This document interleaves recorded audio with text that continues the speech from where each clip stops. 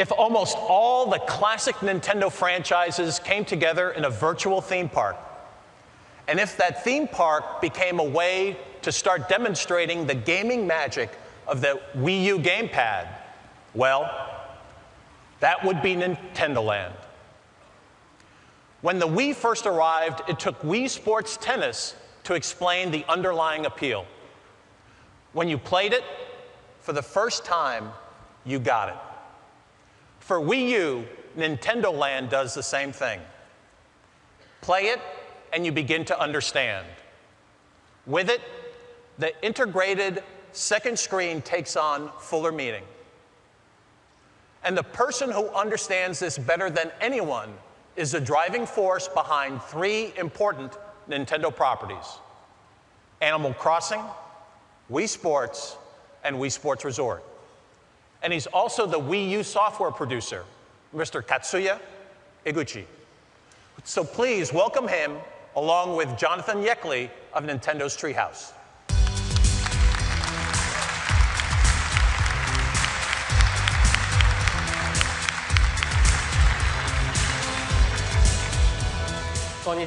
Hello. As Reggie described, NintendoLand gathers attractions based on many of our most popular franchises into a Nintendo theme park. These attractions borrow atmosphere and character of the original titles and rearrange them into completely new types of play. Your me visits the theme park, and your me will change into a new costume for each attraction. You'll enjoy that attraction as a character in that world. That's NintendoLand. NintendoLand is a single game that brings together 12 different attractions. For those visiting E3, we have 5 of those 12 attractions for you to try. Among these 5, The Legend of Zelda Battle Quest, Animal Crossing Sweet Day, and Luigi's Ghost Mansion are multiplayer attractions that there is no mistaking get everyone excited. We will also show the single-player attraction Donkey Kong's Crash Course and Takamaru's Ninja Castle. In Takamaru's Ninja Castle, you'll use the Wii U gamepad to hit targets with throwing stars. And it may be familiar to those of you who saw last year's E3 concept video. I hope you will try it on the show floor to see how it has progressed. Well, there were 3 objectives that I set before starting the construction of NintendoLand. The first was to create unprecedented new forms of multiplayer gameplay by taking advantage of the Wii U gamepad. Second, since we were creating a theme park, I also wanted people to enjoy it to the fullest, whether visiting with friends and family or playing competitively by themselves.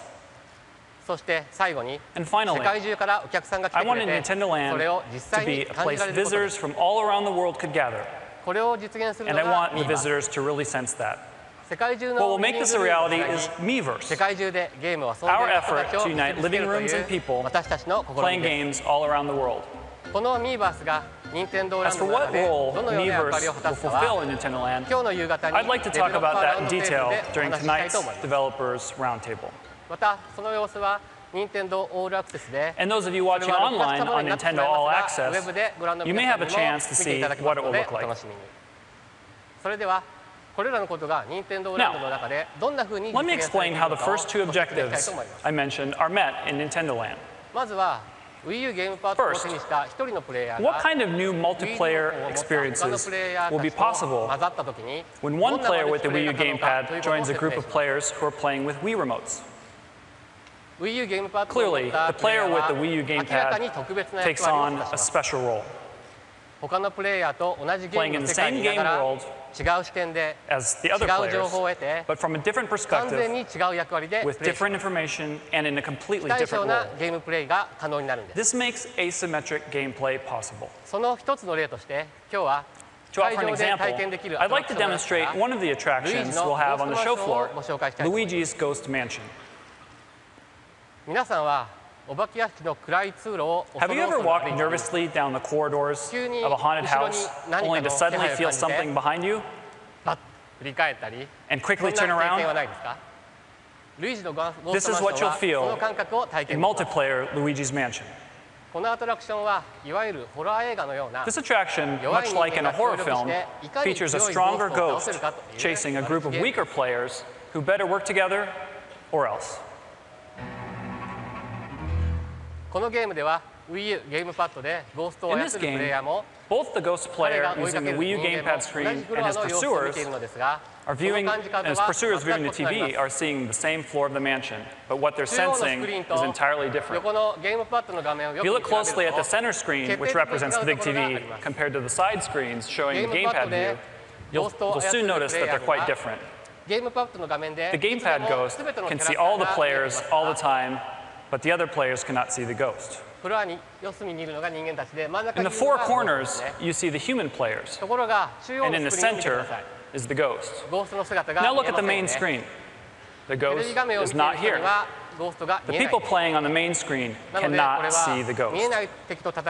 Fighting against an enemy you can't see seems like a truly one-sided advantage. But the Wii remotes rumble when the ghost gets near. So, if the teammates don't cooperate by talking to each other when the ghost is near, they won't be able to track it down. Their objective is to shine their flashlights on the ghost to damage the ghost until they defeat it.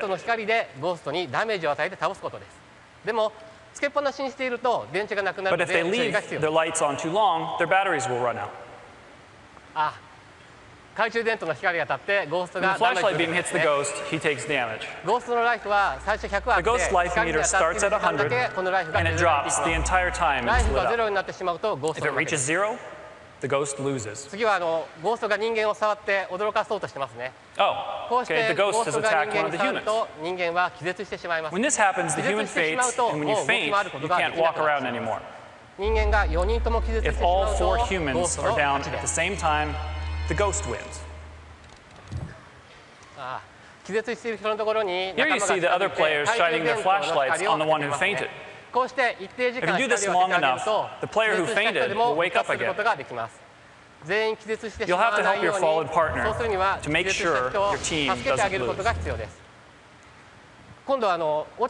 But as they're shining their lights on their partner, their batteries are running low. As the batteries run low, the power of the flashlight gets weaker until it goes out altogether. Before you lose all power, you'll need to get more batteries. But of course, the ghost will also guess at this and may be lying in wait, so you have to be careful. See, the ghost attacked when they were doing all they could to revive their fallen comrade. If you don't pay attention, you often lose track of what's happening around you. But because the remote of the person who fainted still rumbles when the ghost approaches, they have to tell the players around them to watch out and help in their own revival. Here, the players have surrounded the ghost in the hallway. It's difficult to escape from this unharmed, so you have to prepare for the damage. And as the ghosts race to get away. What do you think? I think now you understand a little better what kind of attraction Luigi's Ghost Mansion is. But seeing is different than playing. So I'm sure it will feel quite different. So please try it out on the show floor. I love visiting theme parks together with my family and friends. Maybe you do too. While there are many of them around the world, the only one featuring Nintendo characters is NintendoLand. Before we leave, please take one more look. Please take a look.